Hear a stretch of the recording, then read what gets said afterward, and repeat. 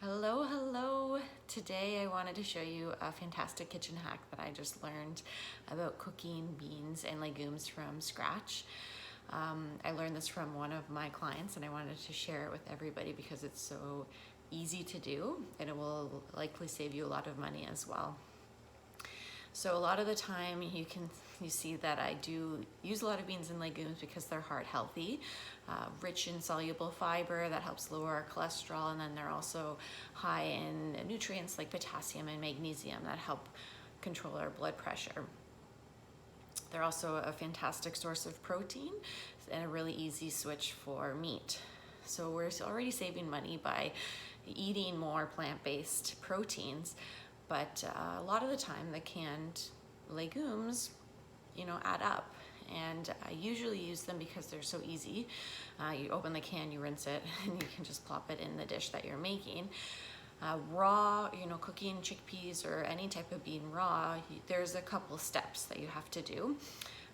One is you pre-soak them, and then once they're pre-soaked, usually at least for 12 hours or so, then you need to cook them. And usually that cooking process takes a couple hours unless you have an Instapot, which I don't. So I've never really had the desire to do all of that work when I've been short on time.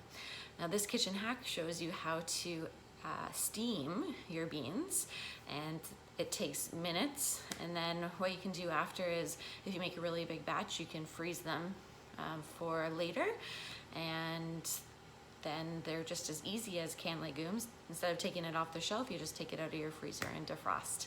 So I'll show you the process here. Okay, so there we go. This is chickpeas that have been soaking overnight. Usually I recommend at least an overnight soak.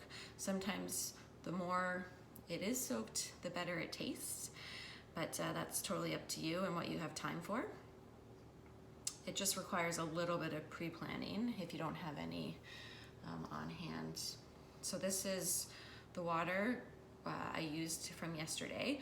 What I'll do now is I'm going to drain it and rinse it. A lot of the time, if you can rinse it a couple times before you actually cook the beans, then it will help to ease any gastrointestinal distress, like if you have gas from eating the legumes. Then from here, maybe I'll go do that and I'll come back. Okay, so you can see now that I've rinsed the water out, and I've just actually rinsed it a couple times to make sure they're nice and clean. And then from here, what we're gonna do is actually steam them. So you can, like I said, cook them on the stovetop or Instapot, but what I'm gonna do here is use the multi-purpose steamer from Epicure and cook them in the microwave. So this is a game changer.